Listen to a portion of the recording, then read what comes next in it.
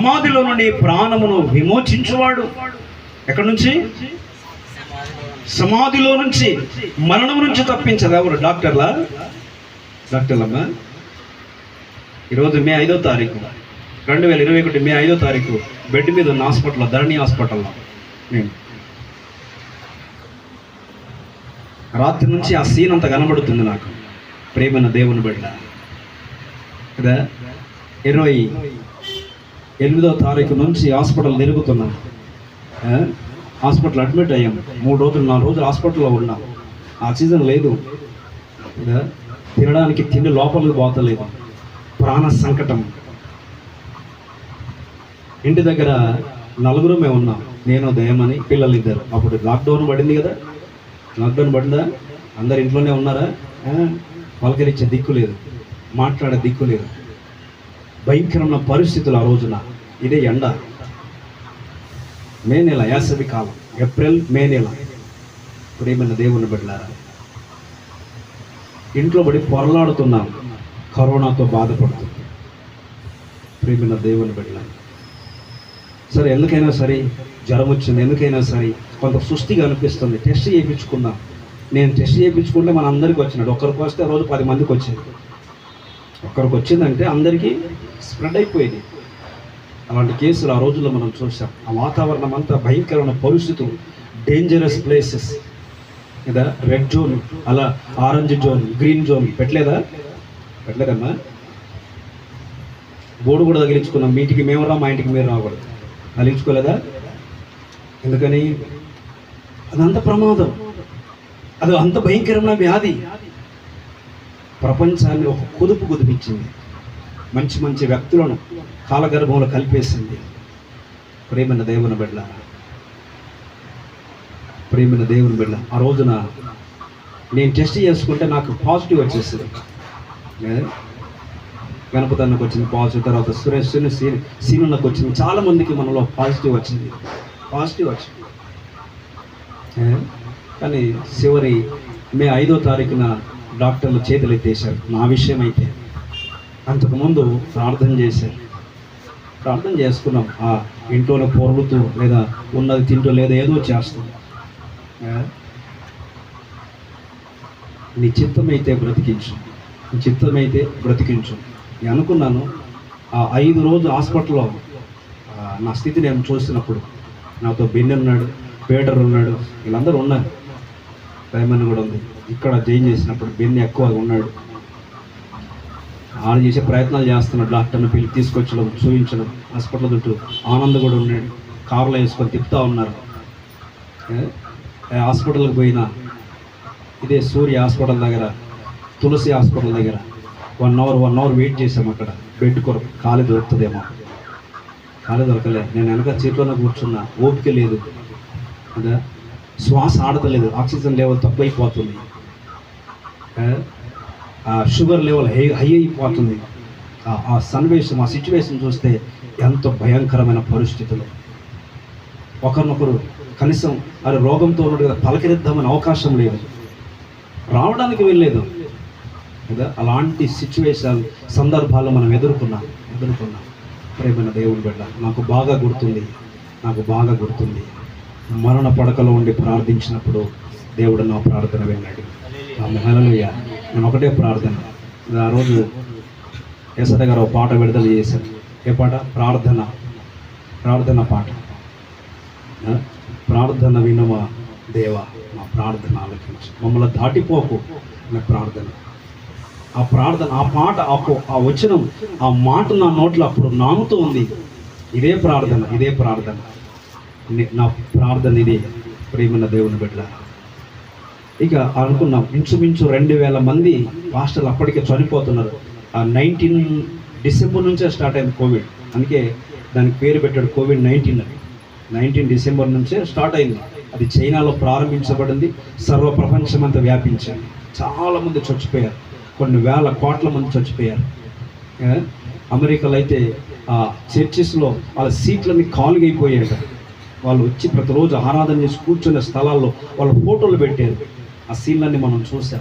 కుప్పలుగా శవాలు దానం చేయడం, దహించి వేయడం, సమాధుల్లో లైన్ కట్టే ఈ శవాలు చూడలేదా? ప్రేమన దేవుని బిడ్డ, ఎంత భయంకరమైన పరిస్థితులు, ఎంత భయభీతులకు చెందిన పరిస్థితులు ఆ దినమున. ప్రేమన దేవుని బిడ్డ, గుర్తుంది, ఒకటే ప్రార్థన చేశాను, దేవా నీ చిత్తమైతే బ్రతికించు, లేకపోతే నాలో ఏదైనా పాపం ఉందా క్షమించు. అదే ఒక అవకాశం దేవుడు ఇచ్చాడు అనుకున్నాను. దేవుని సన్నిధిలో కొంతకాలం దేవుని సన్నిధిలో ప్రార్థన చేయడానికి. ఆ రాత్రి పొద్దున హాస్పిటల్ తీసుకుపోయారు, ఏఎస్ రావు నగర్లో. అక్కడ స్కానింగ్ అని చేయించారు, తర్వాత ఆ టెస్ట్లన్నీ చేయించారు, అన్ని రిపోర్ట్స్ అని తీసుకున్నాం. హాస్పిటల్కి వచ్చాను, వేరే డాక్టర్కి పెట్టాను. అందరూ కూడా చాలా సీరియస్ కండిషన్, త్వరగా హాస్పిటల్ అడ్మిట్ చేయాలన్నారు. ఎక్కడ పోయినా స్థలం లేదు. ధరణి హాస్పిటల్కి పోయి తీసుకుపోతే అక్కడ అడ్మిట్ చేసుకుంటారు, చనిపోతే బెడ్ కాల్ అయితే దాంట్లో పెట్టాను నన్ను. 2 days డే అండ్ పగలు, అంటే రాత్రి పగలు 2 రోజులు ఆ బెడ్ మీద కూర్చొని ఉన్న, నిద్రపోలే. కూర్చుంటే ఆయాసం, పడుకుంటే ఆయాసం, అలా కూర్చొనే ఉన్నాను. ఆక్సిజన్ 2 నిమిషాలు తీసేస్తే పానం తచ్చిపోయిపోతాను. మధ్యలో కరెంటు పోతున్నప్పుడు, ఆక్సిజన్ కట్ చేస్తున్నప్పుడు 2-3 పేషెంట్లు చనిపోతున్నారు. ఆ అరుపుల కేకల మధ్యలో నేనున్నాను. ఆ సంగతి నాకు బాగా తెలుసు. మే 5వ తారీఖు, ఈ దినం మే 5వ తారీఖు డాక్టర్ని అన్నారు, మీరు ఎక్కడికైనా తీసుకొని వెళ్ళరు, లేదంటే సమాధి కార్యక్రమాల కొరకు సిద్ధం చేసుకోండి మా తల్లిదండ్రులకి ఉన్న వాళ్ళందరికీ చెప్పారు. మా వాళ్ళు సిద్ధం చేసుకోండి. అప్పటికి ఏడుపులు అయిపోయాయి. ఎంతో భయంకరమైన పరిస్థితులు ఆ రోజున. ప్రేమల దేవుడు, నాకైతే మరణం అనే భయం లేదు, కానీ నేను చచ్చిపోతానన్న భయం నాకేమీ లేదు. కానీ దేవునికి ఒకటే ప్రార్థన, బ్రతికితే నీ కొరకే, చచ్చిపోతే నీ రాజ్యంలో ఉండాలి. ఒకటే ప్రార్థన. ప్రియమైన దేవుని బిడ్డ, ఎందుకు జ్ఞాపకం చేశానంటే, నేను ఆయన చేసిన మేలుని ఎప్పుడు మర్చిపోను. 2014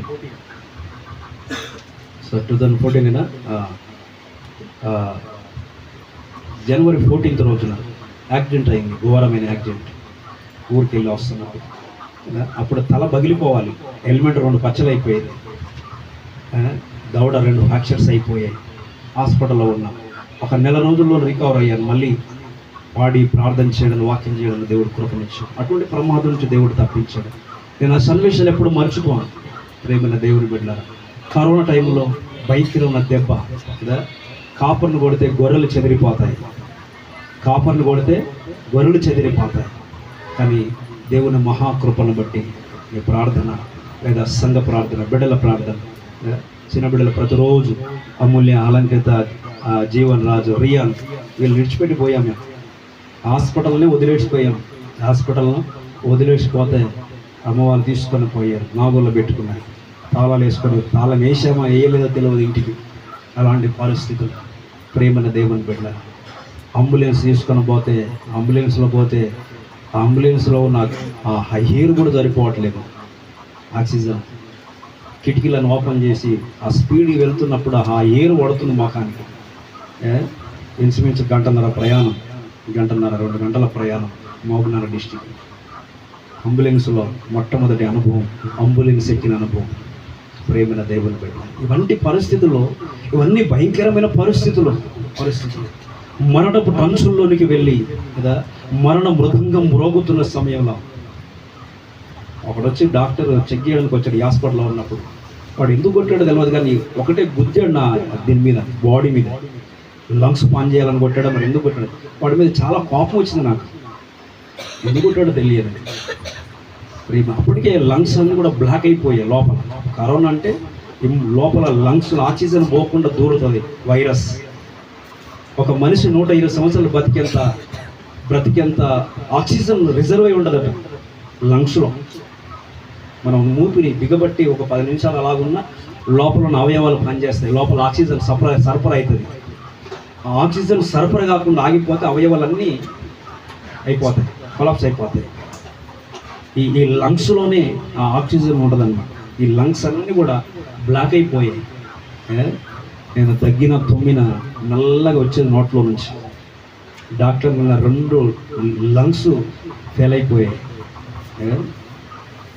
ఏదైనా తిందామంటే ఇడ్లీది ఆకలైతే ఉంది, తిందామంటే తినడానికి ఏమీ లోపల పోయేది కాదు. ఒక భయంకరమైన కరోనా వాసన, ఒక భయంకరమైన పరిస్థితి. ఫుల్ ఏసీలో ఉన్నాం, ఐసీలో ఉన్నాం, ఏసీ ఫుల్ ఉంది. అయినా నా తలలో నుంచి వేడి చెమటలు కప్పుతున్నాయి, హెడేక్ వస్తుంది, కాళ్ళు లాగుతున్నాయి. బెన్ని బాగా నొక్కడం ప్రారంభించారు. లాగుతున్నప్పుడు ఒత్తడం బాగా పరిచర్య చేశారు. బెన్ని, పీటర్ వీళ్ళందరూ కూడా హాస్పిటల్లో. ఇదా ఆ మరణ పడకలో ఉన్నప్పుడు ప్రార్థన దేవుడు, ఆ భయంకరమైన పరిస్థితుల దేవుడు మొర విన్నాడు కదా. ఆయన చేసిన మేళ్ళు ఎప్పుడు మరవదు. ఒకవేళ ఆయన ఆ స్థితిలో జ్ఞాపకం చేసుకోకపోతే, ఆయన ఆ స్థితిలో సహాయం చేయకపోతే, నాకు పెద్ద ట్రీట్మెంట్ ఇచ్చిందే లేదు. ఇంకో మాట చెప్తాను, ఇక్కడ 6 స్టెరాయిడ్స్ ఎక్కించారు నాకు ఇక్కడ ఈ హాస్పిటల్లోని. ఒక్కొక్కటి 50,000, అది 3,000. కానీ అప్పుడు అవసరానికి 50,000 ఒకటి అమ్మారు స్టెరాయిడ్స్. బ్లాక్ ఫంగస్ రావాలి, లేకపోతే ఏదైనా ఒక ఆర్గన్ పాడైపోవాలి నా లోపల, అన్ని స్టెరాయిడ్స్ ఎక్కిస్తాయి. కానీ ఏ హాని కలిగించలేదు. ఇక్కడ నుంచి తీసుకుపోయి అక్కడ షిఫ్ట్ చేశారు. అక్కడ కూడా 2 సార్లు కొలాప్స్ అయిపోయాను, కింద పడిపోయాను. ఆక్సిజన్ లెవెల్ జీరోకి వచ్చింది. ప్రేమల దేవుని బట్టి అలాంటి లోయలో ఉన్న, అలాంటి దిగజారిపోయిన స్థితిలో ఉన్నప్పుడు దేవుడు నా ప్రాణాన్ని జ్ఞాపకం చేసుకున్నాడు. ఏదో నేను మంచునని కానీ, నేను గొప్పోడని కానీ, లేకపోతే నేను ఏదో చేశానని కాదు, కానీ ఇంకా దేవుని పని కొరకు చేయాలి, బ్రతకాలని, దేవుని ప్రకటించాలని. అందుకే ఓపిక ఉన్నా ఓపిక లేకున్నా ప్రభువును ప్రకటించాలనే ధ్యేయం. దేవునికి స్తోత్రం కలుగును గాక కదా. ఈ మాటలు ఈ ప్రతిసారి హెచ్చరిస్తుంటే, గద్దిస్తుంటే, బుద్ధి చెప్తుంటే, ఎందుకు ఏమో కరోనా వచ్చిన తర్వాత బాగా రోషం వచ్చింది, బాగా హెచ్చరించాలి, గద్దించాలని వచ్చింది. కానీ చాలామంది గద్దింపు మాటలు ఇష్టపడతలేదు, హెచ్చరింపు మాటలు ఇష్టపడతలేదు. ప్రేమైన దేవుని బిడ్డలారా, హెచ్చరిక నమ్మకపోతే, గద్దింపులు వినకపోతే బుద్ధి మనకు కలగదు. ప్రేమైన దేవుని బిడ్డలారా, ఒకసారి మన వెనక చూసుకుంటే, అందరూ కూడా చూసుకోండి ఎన్ని పరిస్థితులు ఉన్నాయో, ఎన్ని అధిగమించుకుంటూ వచ్చామో. కరోనా టైంలో బెన్ని వీళ్ళందరూ కూడా బాగానే తిరుగుతున్నారు. సంజీవన్న కూడా అందరు ఇంట్లో దొబ్బేశాడు, ఇంట్లో పెట్టేశాడు. ఆయన ఒక్కడే బండేసుకొని తిరిగేవాడు. సీనాన్ ఉన్నప్పుడు ఆయన ఫుడ్ ఇచ్చేవాడు, ఒక్కడే వెళ్ళేవాడు. కరోనా టైంలో అంత ధైర్యంగా వెళ్ళి సాహసం చేసిన వాళ్ళు ఎవరు లేరు. ప్రేమల దేవుని బిడ్డ. కానీ ఏ అపాయాన్ని గురి చేయని దేవుడు, అంతేనా? కాకపోతే చిన్న జలుబు వస్తే, జ్వరం వస్తే ఎంత వీక్ అయిపోయాడు పోయిన నెలలో మీరు చూడండి. చిన్నదే బలహీనత వస్తే, ఒకవేళ దేవుడు కాపాడకపోతే, అలాంటి పరిస్థితులు దేవుడు తప్పించకపోతే మన స్థితి ఏంటి, మన స్థానం ఏంటి? ఒకసారి ఆలోచించండి. ఇలాగ ఒక్కొక్కరి గురించి చెప్పమంటే మీ సేవకుని కనుక నేను చెప్పగలను. మన పరిస్థితులు మన వెనక చూడండి, ఎంత భయంకరమైన పరిస్థితులు, ఎంత చావుగోత్యం. అందుకే 30వ కీర్తన చూడండి ఒకసారి. 30వ కీర్తన 1వ వచనం నుంచి 30వ కీర్తన. యెహోవా నా శత్రువులను నా విషయమై సంతోషింపనీయక నన్ను ఉద్ధరించి ఉన్నావు. అందుకై నేను నిన్ను కొనియాడుతున్నాను. యెహోవా నా దేవా, నేను నీకు మొర్రపెట్టగా నీవు నన్ను స్వస్థపరిచితివి. ఇదే నేను మరణ పడకలో ఉండి చదివిన వాక్యం. ప్రేమన దేవుని బిడ్డలారా, నా విషయమై నా శత్రువులు సంతోషపడద్దు. చాలామంది పాస్టర్ చచ్చిపోతే పని చేయాలి, చర్చి పెడతాడా అని ఆలోచన చేసిన వారు ఉన్నారు. ప్రేమన దేవుని బిడ్డ, అనేకమైన పరిస్థితులు కదా, సొంత వారే నేను పని అయిపోయింది చచ్చిపోతాడు అనుకున్న పరిస్థితులు ఉన్నాయి. పలకరించని స్థితి ఉన్నది. ఆ రోజు కనీసం ఫోన్ చేసి కూడా పలకరించే దిక్కులే. తిన్నావా అనేవాడు లేడు. కష్టకాలంలో చేసినది నేను ఎప్పుడు మర్చిపోను. ఇంట్లో ఉండి నలుగురమే పోరాడుతున్నాం, ఓపిక లేదు వండుకోవడానికి. నేను మెచ్చుకోవడానికి చెప్తలేను, నేను జ్ఞాపకం చేస్తున్నా కృతజ్ఞత చెప్పడానికి. కేజీ పంపించింది, దోశలేసి పంపించింది. ఎందుకు పంపించింది తెలియదు. ఒక 20-30 దోశలు వేసింది, దినమంతా అవే తినండి అన్నట్టుగా.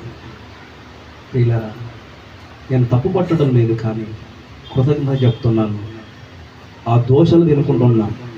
ప్రియమైన దేవుని బిడ్డ, కరువు కాలంలో ఎవరు సహాయం చేశారో మరవడం అంత ఇష్టం అనిపించడం లేదు. జ్ఞాపకం చేస్తున్నాను. ఇంచుమించు 5 లక్షల బిల్లు అయింది కదా. ఎక్కడి నుంచి సహాయం వచ్చిందో తెలియదు కదా. ఎవరెవరు ఇచ్చారో వాళ్ళ పేర్లన్నీ రాయి పెట్టబడ్డాయి. వారు ఎప్పుడు మర్చిపోరు. ప్రియమైన దేవుని బిడ్డ, దేవుడు వారిని ఈ సమయంలో నేను జ్ఞాపకం చేస్తున్నాను. దేవుడు వారికి అలా మనసు ఇచ్చాడు, అలా సహాయం చేశారు కదా. ప్రార్థన చేశారు, ప్రార్థన చేయడం కాదు, సహకరించారు. నేను మంచం మీద పడుకుంటూ ఆలోచించింది ఏంటో తెలుసా? ఎప్పుడు సంఘాన్ని చూడాలి. ఆరోగ్యం పాడైపోయింది కదా, లేవలేని స్థితిలో ఉన్నాను, శ్వాస పీల్చుకోని స్థితిలో ఉన్నాను, మాట్లాడలేని స్థితిలో ఉన్నాను. కానీ సంఘ బిడ్డలతో కలిసి ఉంటే బాగుండు, ప్రార్థన చేస్తే బాగుండు. ఆ రోజు నేను ప్రార్థన ప్రతి శుక్రవారం ప్రార్థన చేసేవాను కదా. సాయంత్రం 7 గంటలకు ఆన్లైన్లో రాయరత్నం నడిపిస్తుండే, ప్రార్థన జరిగిస్తుండే. ఆదివారం కూడా ఆన్లైన్లే, శుక్రవారం ఆన్లైన్లే కదా ప్రార్థన, ఆన్లైన్ ప్రార్థన. అందరికీ లాక్డౌన్. ఎంత భయంకరమైన పరిస్థితులు, ఎంత అపాయకరమైన పరిస్థితులు. తర్వాత మా దగ్గర పరిచయం చేస్తూ వాళ్ళకు సోకకుండా బెన్ని కానీ, తర్వాత దైవానికేమో పాజిటివ్, ఇక్కడ నుంచే పాజిటివ్ ఉంది, మళ్ళీ అక్కడ పోతే పాజిటివే, ఎక్కడ పోయినా పాజిటివే. వాళ్ళకి పాజిటివ్ వచ్చాయి కానీ అంత ఎఫెక్టివ్ వాళ్ళు చూపేనే. తర్వాత పీటర్, బెన్ని 24 అవర్స్ మాతోనే ఉన్నారు. అసలు డాక్టర్లు మా దగ్గరికి రావాలంటేనే ఒక లాంటి గౌన్ వేసుకొని కదా, మంకీ కోతులు. ఆ కరోనా రాకముందు ఒక నెలలో, ఒక 15 రోజుల ముందు నాకు కలబడింది. అది అక్షరాలు అదే నెరవేరింది. కలబడింది. ఏం కలబడిందంటే ఎక్కడికో తెలియదు, నేను ఒక దారి గుండా వెళుతున్నప్పుడు కోతులన్నీ నా మీద దాడి చేశాయి. కోతులన్నీ పట్టుకొని దాడి చేస్తే పోలీసులు వచ్చారు, కోతుల నుంచి విడిపోయాడు. అరే ఇదేంద్ర విచిత్రమైన చాలా కళ అంటే, ఇది అక్షరాల కోతుల్లాగా వేషాలు వేసుకున్నారు నర్సులు అందరు. వేసుకోలేదా? వాళ్ళ డ్రెస్సెస్లు అన్నీ తోకలు ఉన్నాయి, కోతుల్లాగానే ఉన్నారు అందరు. మూతికి మాస్కు, అంతరిక్షంలో పోయేటోడు ఎలా ధరించుకుంటాడో అంత పోలీసు బందోబస్తులు, ఇదంతా. అప్పుడు అనిపించింది ఇదేనేమో ప్రేమైన దేవుని బిడ్డ. అయినా దేవుడు అక్కడి నుంచి విడిపించాడు.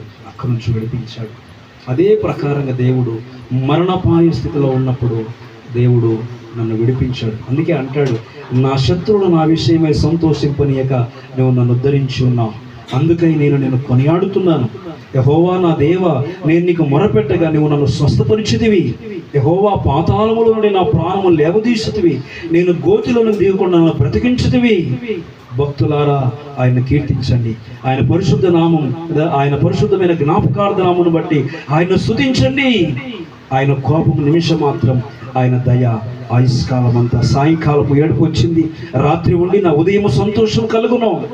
6వ వచనం, నేనెన్నడూ కదలనని నా క్షేమకాలమందు అనుకుంటుని. వింటున్నారా? క్షేమకాలం నా భక్తుడు అనుకున్నాడంట, నేను ఎన్నడూ కదలనని. అంతకు ముందే 20లో మోసన చనిపోయాడు. పాస్టర్ మోసన్న, మా కో బ్రదర్, దైవని వాళ్ళ అక్క భర్త.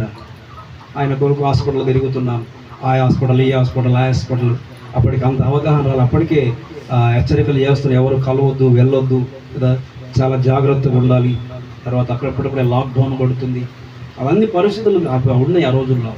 మేము ధైర్యంగా వాళ్ళ కొరకు మాస్కులు వేసుకుంటున్నాం, వెళ్ళిపోతున్నాం, శానిటైజర్ రుద్దుకుంటాం, వెళ్ళిపోతున్నాం. అన్నీ చూసాం. హాస్పిటల్ నుంచి బాడీని కలెక్ట్ చేసుకున్నాం మేమే, బాడీ తీసుకొని మెదకు వెళ్ళిపోయాం మేమే. ఇవన్నీ చేసాం. అవన్నీ కూడా ఆ పరిస్థితులన్నీ చూసినప్పుడు మేము అనుకున్నాం, ఇది మనకు రాదులే. మీరు కూడా చాలామంది అనుకుని ఉంటారు, నాకు రాదులే. భక్తుడు అంటున్నాడు, నా క్షేమకాలమున, ఏమంటున్నాడు అక్కడ, నేనెన్నడూ కదలనని నా క్షేమకాలమున నేను అనుకుంటుని. ప్రియ దేవుని బిడ్డ, చాలామంది అనుకుంటున్నాను బాగున్నాను, నేను క్షేమంగా ఉన్నాను, కానీ ఎప్పుడు ఏమి సంభవిస్తుందో నీకు తెలియదు. అందుకే దేవుడు కాపాడకపోతే, దేవుడు సహాయం చేయకపోతే మనం బ్రతకడం కుదరదు. అందుకే అంటాడు, చావు గోతులోనికి దిగకుండా కదా, కన్నీళ్లు గారకుండా, దుఃఖంలోనికి వెళ్ళకుండా దేవుడు కింద అంటాడు 8వ వచనం, యెహోవా నీకే మొరపెట్టి తిని నా ప్రభువును బ్రతిమాలుకొంటిని, నేను గోతులోనికి దిగిన ఎడల నా ప్రాణం వలన ఏమి లాభము? మన్ను నిన్ను స్తుతించునా, నీ సత్యమును గురించి అది వివరించునా, యెహోవా ఆలకింపుమో అనే మాట పాడుతున్నాడు. 6వ వచనం 12వ వచనం, నా గోనె పట్ట విడిపించి సంతోష వస్త్రమును ధరింపజేశాడు, యెహోవా దేవా నిత్యము నిన్ను స్తుతించెదను. ప్రియమైన దేవుని బిడ్డ కదా, ఒకవేళ మరణ స్థితిలో ఉంటే మన పరిస్థితి ఏంటి?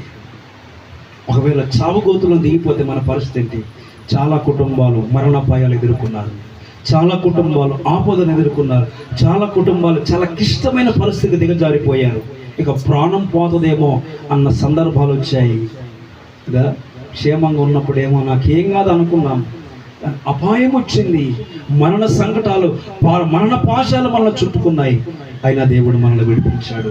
అయితే దేవుడు నేను స్తుతించకుండా ఉండలేను, ఆయన మేలును జ్ఞాపకం చేసుకోకుండా ఉండలేను. అందుకే ఈ దినాన్ని జ్ఞాపకం చేస్తున్నాను. ఈ దినమున నేను ఏం కావాలి? మరణ గోతులోనికి వెళ్ళాల్సింది, కానీ దేవుడు సజీవ లెక్కలో ఉంచాడు. ఆ రోజు నుంచి ఈ రోజు వరకు నా నోట దేవుని మాట ఉంచాడు, దేవుని మాట ఉంచాడు. ఏ రోజు ప్రకటించకుండా ఉండలే, ఏ రోజు పాడకుండా ఉండలే, ఏ రోజు దేవుని స్తుతించకుండా ఉండలే, ఏ రోజు అయ్యో ఈరోజు అలసిపోయాను కదా అని ఆపు చేయలేదు. స్తుతించకుండా వ్యక్తిగతంగాను, కుటుంబంగాను, సంఘముగాను దేవుని ఆరాధించే కృపను దేవుడిచ్చాడు. దేవుని బిడ్డలారా, అందుకే వాక్యం ఉంటుంది, నా ప్రాణమా ఆయన చేసిన మేలులో దేనిని మరొక కృతజ్ఞత గలవారమై, కృతజ్ఞత లేని వారు వేల కొలదిగా కూలినను, కృతజ్ఞత లేని వారు వేల కొలదిగా కూలినను, కృపావాక్యమునకు సాక్షులమై, కృపావాక్యమునకు సాక్షులమై, కృప వెంబడి కృపను పొంది, కృప వెంబడి కృపను పొంది, ఆనంద యాత్ర ఇది ఆత్మీయ యాత్ర,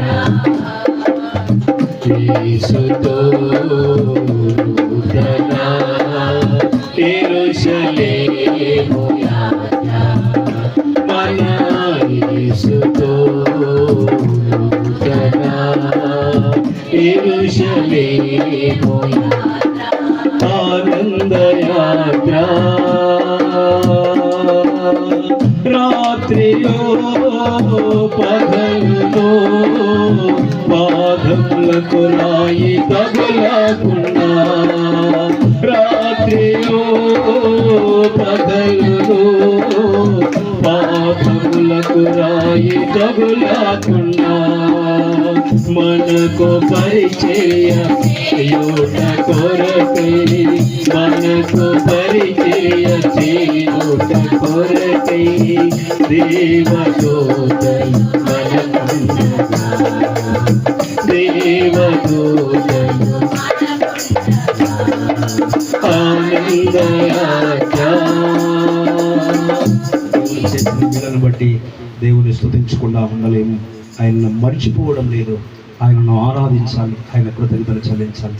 ప్రతి వ్యక్తిలో, ప్రతి కుటుంబంలో ఈ సంవత్సరంలో వెనక తిరిగి చూసుకుంటే ఎన్నో మరణ సంకటాలు, ఎన్నో శత్రు భయాలు, ఎన్నో ఆర్థిక పరిస్థితులు, ఎన్నో మన జీవితాల్లో వెంటాడుతున్నప్పుడు దేవుడు కాపాడుతూ తీసుకొని వచ్చాడు.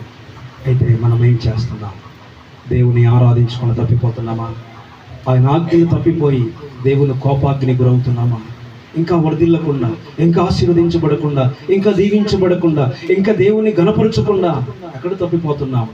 ఒకసారి ఆలోచించేయండి. అక్కడ అంటాడు, సావులో నుంచి విడిపించాడు, నా దోషములు క్షమించాడు, నా దోషములు క్షమించాడు. 103వ కీర్తన అంటాడు, మన దోషములకి క్షమాపణ కలిగింది, నా సంకటాలు కుదుర్చాడు ఆయన, నన్ను సమాధిలోకి దిగకుండా కాపాడాడు. అంతేకాదు మేలుతో నన్ను తృప్తిపరిచాడు, కొత్త యవ్వనాన్ని దేవుడు నాకు ఇచ్చాడు. ఆమె హల్లెలూయా. హాస్పిటల్లో ఉన్నాం. 5వ తారీఖున జైన్ అవుతే ఇంచుమించు ఎప్పుడు వచ్చాము ఇంటికి? ఇప్పుడు మే 17కి వచ్చాం. మే 17కి వచ్చి మళ్ళీ 2 రోజులు ఉండగానే మళ్ళీ ఆక్సిజన్ లెవెల్ తక్కువైపోయింది. ఎక్కడో తిప్పలు పడి సిలిండర్ కొనుక్కొచ్చాడు తమ్ముడు, కానీ ఆ సిలిండర్ కూడా అయిపోకొచ్చింది. ఇక్కడ ఉంటే పని చేయదని మళ్ళీ నెక్స్ట్ టైం మళ్ళీ వచ్చాము, మళ్ళీ పరిగెత్తాం. మళ్ళీ అదే స్థితి, మళ్ళీ అక్కడికి లాస్ట్ స్టేజ్కి వచ్చింది. మళ్ళీ అక్కడికి వెళ్ళిన తర్వాత మళ్ళీ జూన్ ఎప్పుడు వచ్చాం? జూన్ 9-10 తేదీల్లో మళ్ళీ ఇంటికి వచ్చాం. 2 సార్లు హాస్పిటల్లో తిరగడం జరిగింది. ప్రేమన దేవుని బిడ్డ, ఆ భయంకరమైన పరిస్థితులు, ఆ భయంకరమైన సిచ్యువేషన్లో దేవుడు కాపాడి ఈరోజు బ్రతికించాడు. డాక్టర్ అయితే చెక్ చేశాడు, డాక్టర్ అయితే ట్రీట్మెంట్ చేశాడు. గవర్నమెంట్ హాస్పిటల్లో ఆక్సిజన్ తర్వాత చిన్న మెడిసిన్ ఇచ్చి వాళ్ళు మళ్ళీ సిరియడ్స్ కానీ మళ్ళీ ఏ యాంటీబయాటిక్స్ ఎక్కించుకోలేదు. ఒక 2 రోజులు ఎక్కించారు వాళ్ళు, వద్దని చెప్పాము మేమే. ఏవి ఎక్కివద్దు, ఓన్లీ టాబ్లెట్స్ సిరప్లు ఇవ్వండి చాలు అన్న తర్వాత అక్కడ ఉంటూ ప్రైవేట్ డాక్టర్ను లంగ్స్కి మాత్రమే ఆ డాక్టర్ను సంప్రదించినప్పుడు రైట్ సైడ్ మొత్తం డ్యామేజ్ అయిపోయిందని లంగ్ మొత్తం ఇన్ఫెక్షన్ వచ్చి మొత్తం అంతే. నేను నడవలేను అన్నమాట, ఆయాసం, కొంచెం దూరం నడవలేను, మాట్లాడలేను. ఆ సిచ్యువేషన్ ప్రేమ దేవుని బిడ్డ.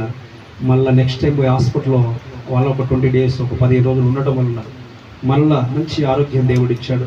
మళ్ళీ వచ్చినప్పుడు ఆ డాక్టర్ని సంప్రదించినప్పుడు నీ లంగ్స్ పర్ఫెక్ట్ అయిపోయాయని చెప్పాడు. ఆ రోజు నుంచి ఈ రోజు వరకు ఆయాసం కానీ ఇబ్బంది కానీ కదా బాధ కానీ ఎన్నడూ కలగలే. మొత్తం డ్యామేజ్ అయిపోయి లోపల లంగ్స్ అన్ని కూడా బ్లాక్ అయిపోయి కదా అన్ని డ్యామేజ్ అయిపోయిన పరిస్థితుల్లో దేవుడు మళ్ళీ ఆరోగ్యాన్ని ఇచ్చాడు. దేవుడు మరలా గొప్ప దీవెన ఇచ్చాడు. మళ్ళీ ఇప్పటి వరకు జ్వరం కానీ ఆయాసం కానీ బలహీనత కానీ రాలే. అప్పుడు కొంచెం నీరసం వచ్చింది. కరోనా బట్టి కొంత మతిమరుపు ఏర్పడింది. అంటే అన్నీ మర్చిపోలేండి అనుకొని అందుకే కొంతమంది ఏమైనా మర్చిపోతున్నప్పుడు ప్రేమన దేవుని బిడ్డలు.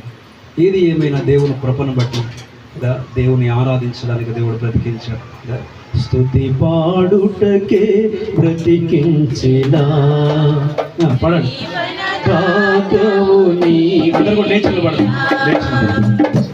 పాడుటకే బ్రతికించిన జీవన దాతవు